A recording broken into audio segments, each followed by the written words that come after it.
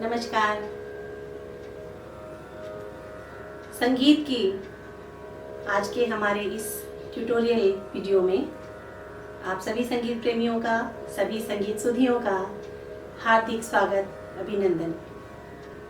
आइए आज आपको कुछ खास बताना चाहती हूँ, क्योंकि पिछली बार जो आपने सरस्वती वंदना सीखी है, यानी कि पहला नोटेशन जो आपको दिया गया है और नोटेशन को लिखने का एक जो सिस्टम आपको समझाया गया है, उस सिस्टम को समझते हुए या उस सिस्टम को समझने में कुछ लोगों को थोड़ी बहुत परेशानी आई है और आनी स्वाभाविक है, क्योंकि आप में से बहुत सारे लोग ऐसे हैं जो मेरे वीडियोस को फॉलो कर रहे हैं, मेरी इन ट्यूटोरियल क्लासेस को फॉलो कर रहे हैं, जबकि उन्होंने पहले भी संगीत सीखा है। तो बहुत सारी चीज़ें ऐसी हैं जो उनकी रिवाइज हो रही हैं, या बहुत सारी चीज़ें ऐसी हैं जो उन्होंने दूसरे ढंग से सीखी हैं और मेरे ट्यूटोरियल में उनको दूसरे ढंग से वो समझ पा रहे हैं, यानी कि कहीं ना कहीं उनकी नॉलेज में एक इजाफा तो हो रहा है। तो ऐसे लोग जिन्होंने संगीत को पहले थोड़ा बहुत भी समझा है या ज़्यादा भी समझा है, प्रोफेशनल भी हैं, या अगर मैं कहूँ तो जिनका अभी ट्रेनिंग प्रोसीजर भी चल रहा है, तो उनके लिए कुछ चीज़ें आसान हैं समझना, क्योंकि संगीत की दुनिया से वो जुड़ चुके हैं, संगीत की भाषा को वो समझने लगे हैं। तो जो चीज़ें मैंने नोटेशन में लिखवाई, उनके लिए ऐसा कुछ भी नहीं था उसमें कि उनको कहीं उलझना पड़ता, कहीं अटकना पड़ता। लेकिन फिर वही बात है कि ये ट्यूटोरियल क्लासेस जो स्पेशली शुरू किए गए हैं, ये सबसे ज़्यादा डिमांड जिन लोगों की थी वो ऐसे ही लोग थे जो शौकिया गाते हैं या बजाते हैं, लेकिन उन्होंने कभी संगीत को समझा नहीं है, संगीत की भाषा से जो परिचित नहीं है, उनके लिए सब चीज़ें नई हो सकती हैं। तो जाहिर सी बात है कि अगर कुछ भी नया उनको मिलता है तो उनके लिए एक आश्चर्य की बात होती है और थोड़ा सा उनके लिए सोचने का विषय भी होता है कि ये क्या है, इसको क्या कहते हैं, या इसका यूज़ कैसे कर सकते हैं हम संगीत में। शायद आपको मेरा इशारा मिल गया है और मैं अब क्लियर करना चाहती हूँ कि पिछली बार जो आपने नोटेशन स्क्रीन पर देखकर आपने नोटेशन जो लिखा, उसमें आपको कुछ नए निशान मिले। एक तो निशान आपको वो मिले जैसे सरगम लिखी है, सारे गामा में ही पूरा नोटेशन बनता है, वो आपने देखा, और उसमें जहाँ पर आपको जिन नोट्स में आपको डॉट्स दिखाई दे गए, आप समझ गए कि वो क्या है, और आपने झट से उसको अपने कीज में ढूंढ लिया कि कहाँ बजाना है, इनकी आवाज़ कैसी आ रही है और इसके साथ हमें अपने सुर को कैसे मिलाना है। लेकिन कुछ निशान उसमें ऐसे रहे जिनको लेकर थोड़ा सा परेशान हो सकते हैं या चिंतित हुए होंगे। तो चलिए आज आपको इसके बारे में भी बताती हूँ। जो नोटेशन आपने लिखा था, उस नोटेशन के बीच में नोटेशन की ही लाइंस आपको एक बार रिवाइज करवा देती हूँ तो आपको याद आएगा। सा पा पा धा मा, सिर्फ इतने टुकड़े को लेकर चलिए। सा पा पा, ये आपने जो विभाग किए थे उसके पहले विभाग में आपने लिखा था सा पा पा, और दूसरे विभाग में क्या लिखा था, धा मा, और माँ के बाद एक आपको एस के जैसा निशान मिला था। एस इंग्लिश में जो लेटर होता है एस, उसका आपको निशान मिला, और इस तरीके का ये एस निशान जो है पूरी वंदना में, पूरे नोटेशन में आपको कई जगह मिला, कहीं यहाँ, कहीं वहाँ, कहीं यहाँ। इसकी जगह भी बदलती रही और इसको गाने और बजाने का तरीका भी बदलता रहा, और ये पूरे नोटेशन में आपको मिला, यानी कि स्थाई में भी मिला और अंतरा में भी मिला। गाने में दो मुख्य भाग होते हैं, ये भी समझ के चलिए, किसी भी गीत में दो मुख्य भाग होते हैं, स्थाई और अंतरा। स्थाई का जो मतलब होता है, अपने आप में वो बता रहा है कि वो स्थाई है, वो चेंज नहीं होगा। तो स्थाई जो होता है वो एक ही होता है, जिसको मुखड़ा भी कहा जाता है, और स्थाई कभी भी चेंज नहीं होता पूरे गीत में, वही स्थाई बार बार बार बार जैसे भी होता है उसको ही रिपीट किया जाता है, और गाने या गीत का जो अंत होता है वो भी स्थाई के साथ ही होता है। अब जो बीच में जितनी भी लाइन्स हमको मिलती हैं वो जो चेंज होती रहती हैं, शब्द जिनके बदलते रहते हैं, उनको कहा जाता है अंतरा। ये अंतरा 1, 2, 3, 4, 5 या कितने भी हो सकते हैं, लेकिन एक गीत में स्थायी जो होता है वो हमेशा एक ही प्रकार का रहता है। एक तो ये बात आप नोट कर लें। संगीत की जो भाषा है, इसमें जो एस आप बना रहे हैं या बना चुके हैं या देख रहे हैं, ये एस नहीं होता। इसको संगीत में कहा जाता है अवग्रह, अवग्रह। ठीक है, इसको आप उच्चारण करना भी सीख लीजिए। कहीं भी अगर आप संगीत की महफिल में हैं, किसी संगीत सभा में हैं, संगीत के लोगों के बीच में हैं, तो आप एस ना बोल दीजिएगा, क्योंकि ये सुनने में बहुत बचकाना लगता है। ये मैं आपको सिर्फ इसलिए बता रही हूँ कि वो निशान चूंकि एस से मिलता जुलता है तो आपको समझ में जल्दी आ जाता है। लेकिन इस एस को जब भी आप कहेंगे, अवग्रह कहेंगे। ठीक है, अपनी डायरी में जहाँ आपने नोटेशन लिखा है ना, उसके ऊपर आप एक बार लिख भी लीजिए, एस बना लीजिए और इक्वल टू अवग्रह। तो यहाँ पर जो अवग्रह का रोल है वो आपको बताने के लिए, यानी अवग्रह सिर्फ इसी नोटेशन में नहीं मिले हैं आपको, ये आपको हर नोटेशन में मिलेंगे। हर नोटेशन में मुझे नहीं लगता है कि ऐसा शायद ही कोई नोटेशन हो भी सकता है कि जिसमें कोई अवग्रह यूज ना होता हो, लेकिन नोटेशन जो होती है उनकी सुंदरता बढ़ाने के लिए अवग्रह का यूज किया जाता है, यानी गीत को सुंदर बनाने के लिए अवग्रहों का यूज होता है। अवग्रह एक या एक से ज्यादा भी होते हैं। उस अवग्रह को ही समझने के लिए मैं आज आपको कुछ खास अलंकार बताना चाहती हूँ। ये अलंकार मैंने आपको पहले भी कहा था कि कुछ अलंकार जो बेसिक हैं, जो हर कोई बताता है, हर कोई समझाता है और हर कोई प्रैक्टिस करता या करवाता है, लेकिन कुछ अलंकार ऐसे होते हैं जो व्यक्ति अपने लिए बनाता है, अपनी सुविधा के लिए बनाता है या अपने शिष्यों के लिए बनाता है, अपने जो अनुयायी हैं उनके लिए बनाता है। तो आज जो अलंकार मैं बताने जा रही हूँ, इन अलंकारों को मैंने अपने लिए ही बनाया था, क्योंकि ये जो अवग्रह वाला खेल है संगीत में, ये थोड़ा मुझे कम समझ में आता था। जब मैं हारमोनियम के साथ गाने बैठती थी तो मुझे थोड़ा कम समझ में आता था कि कैसे अवग्रहों का यूज कैसे बजाने में कैसे करूं। गाने में तो फ्लो में हम गा गए, सुन लिया और गा दिया, लेकिन बजाने में तो नहीं ऐसा हो सकता है, उसके लिए समझना जरूरी था। तो ये अलंकार फिर मैंने अवग्रह वाले अलंकार जो बनाए, उनको मैंने नाम दिया है विशेष अलंकार। तो आइए आज आपको उन्हीं अलंकारों के माध्यम से इन अवग्रहों का जो खेल है वो समझाती हूँ। सबसे पहले आप आज का जो हमारा कोर्स होगा ये फिर से हमारा विशेष अलंकारों का बनेगा। आप सबसे पहले अपनी डायरी में जैसे अलंकार लिखते हैं वैसे ही आप फिर से लिख लीजिए, हेडिंग बना लीजिए विशेष अलंकार, विशेष अलंकार। ठीक है, ब्रैकेट में आप लिख लीजिए दादरा ताल, दादरा ताल 6 मात्रा। यहाँ विभाग मत लिखिएगा, क्योंकि हम अलंकारों को विभाग में बांट के नहीं करते हैं।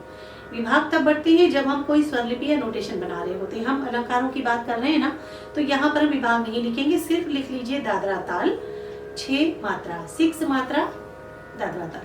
ठीक है, इसके बाद फिर से जैसे पिछली बार आपने किया है वैसे आप आरोह की हेडिंग डालिए और उसके बाद जो अलंकार में बता रही हूँ उसको ध्यान से सुन के लिखिए और अपनी स्क्रीन पर भी चेक करिए, आपको स्क्रीन पर अलंकार लिखा हुआ दिखाई दे रहा है।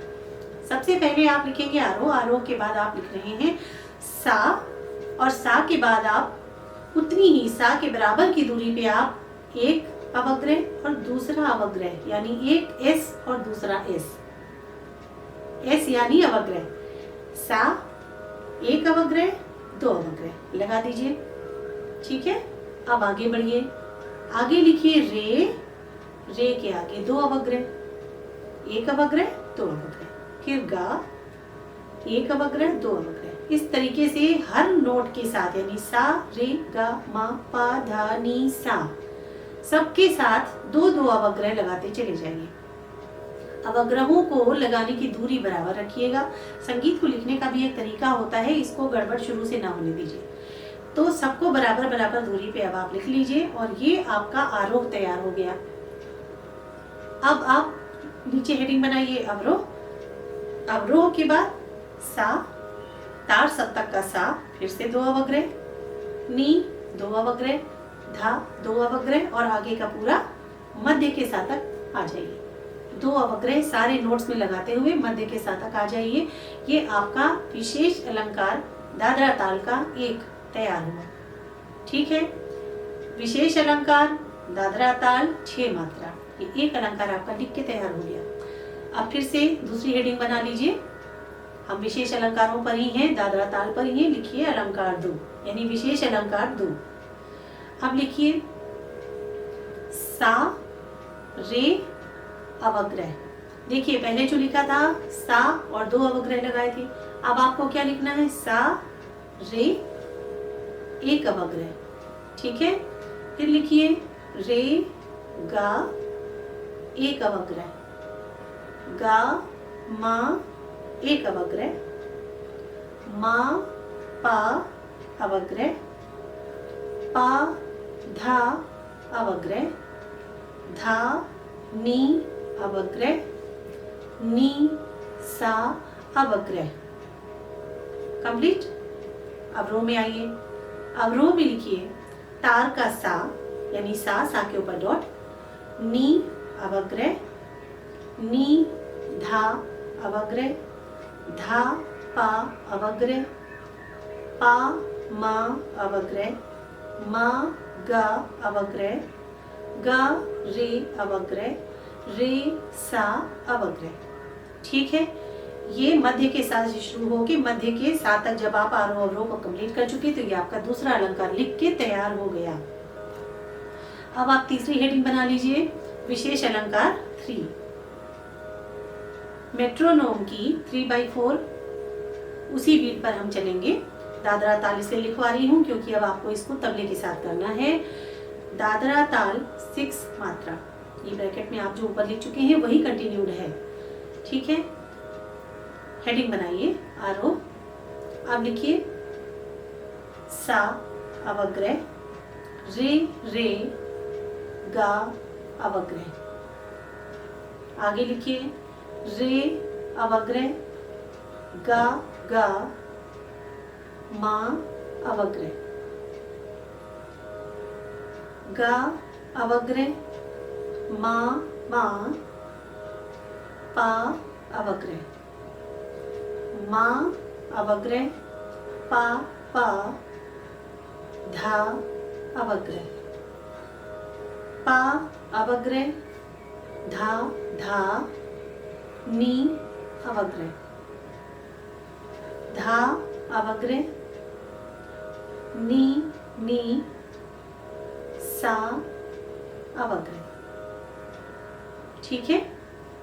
थोड़ा सा कठिन है ये अलंकार, लेकिन समझने के लिए आपको इनको करना बहुत जरूरी है। अवग्रह के निशान कभी आपको जल्दी जल्दी भी मिलते हैं, कभी आपको देर देर में भी मिलते हैं, कभी आपको 1 नोट के बाद मिलते हैं, कभी 2 के बाद, कभी 3 के बाद। तो सिर्फ ये उसकी प्रैक्टिस करने के लिए एक्सरसाइज के तौर पे ही आपको दिया जा रहा है। तो अब आइए इसका अवरोह लिख लीजिए। अवरोह में लिखिए तार का सा अवग्रह, नी नी धा अवग्रह, नी अवग्रह, धा धा पा अवग्रह, धा अवग्रह, पा पा मा अवग्रह, पा अवग्रह, मा मा गा अवग्रह, मा अवग्रह, गा गा रे अवग्रह, गा अवग्रह, रे रे सा अवग्रह, ठीक है। इस तरीके से करके आप एक बार स्क्रीन पर देख लीजिए और स्क्रीन में जिस तरीके से आपको लिखा हुआ दिखाई दे रहा है इसको बिल्कुल वैसे ही आपको अपनी डायरी में नोट कर लेना है। अब ये जो अलंकार हैं, ये 3 दादरा ताल के जो 3 अलंकार मैंने आपको बताए हैं, इनको प्रैक्टिस आपको करनी है। जिस लूप के साथ आपने सरस्वती वंदना या नोटेशन की प्रैक्टिस की है उसी दादरा ताल लूप के साथ उतनी ही स्पीड में हम इस अलंकार यानी इन 3 अलंकारों की प्रैक्टिस करेंगे। तो इस तरीके से ये 3 अलंकारों को आप 1 by 1 जितनी बार चाहें आप प्रैक्टिस करिएगा जब तक ये अवग्रह वाले अलंकार आपके मजबूत नहीं हो जाए। जब इन अवग्रह वाले अलंकारों को करना आपके लिए आसान हो जाएगा, उसके बाद आगे कोई भी नोटेशन आपको मिलेगा तो आपको ना तो लिखे हुए को समझने में कठिनाई आएगी और ना ही हारमोनियम या पियानो बजाने में आएगी कठिनाई, और गाने में तो बिल्कुल नहीं ही आएगी। अब आप सुनिएगा कि जब इन अलंकारों को मैं गाऊंगी तो जो मैंने अवग्रह लगाए हैं उनको उच्चारण कैसे करूंगी और उनको बजाऊंगी कैसे। ध्यान से समझिए, जब हम सा के बाद दो अवग्रह बजाते हैं या गाते हैं तो बजाने में जिन नोट्स पे आपको अवग्रह मिलता है उसको आप एक बार सिर्फ पुश करेंगे, यानी सा मान लीजिए सा के संग दो अवग्रह लगे हैं तो सा को सिर्फ आपने एक बार पुश किया है, सा को आपने सिर्फ एक बार इसकी को आपने लिया और उसके साथ जो अवग्रह का जो बोलने का तरीका है उसको आपको आगे बढ़ा देना, यानी सा को ही आगे बढ़ा लेना है। सा को आगे आप दो आकार जोड़ेंगे, यानी दो आ, सा के संग दो आ जोड़ेंगे। अब सा के बाद अगर आप आ बोलेंगे तो बहुत खराब लगेगा। यहाँ आपको सा के संग हल्का सा हा का टच देना है। आप मैंने अभी जो गाऊंगी उसको आप सुनिएगा, ध्यान से सुन लीजिएगा, उसको सुन के उसको कॉपी करने की कोशिश कीजिएगा, यानी सा के संग जो अवग्रह हैं उनको कैसे बोला गया है। उसके बाद जो आपको दूसरे अलंकार दिए गए हैं, यानी जिसमें सा के बाद रे के संग एक ही अवग्रह है, या तीसरे अलंकार में जो आपको बीच में डिफरेंस कर करके अवग्रह दिए गए उनको कैसे बोला गया है। जितनी बार हो सके आप मेरे साथ उनको गाने की कोशिश कीजिएगा, उनको समझ लीजिए और उनके साथ गाने की कोशिश कीजिए। उसके बाद आप अपने आप से इनको गाने की कोशिश कीजिए। अगर कहीं कोई परेशानी आती है तो आप कमेंट बॉक्स में बिल्कुल बता सकते हैं और मैं उसका जवाब दूंगी।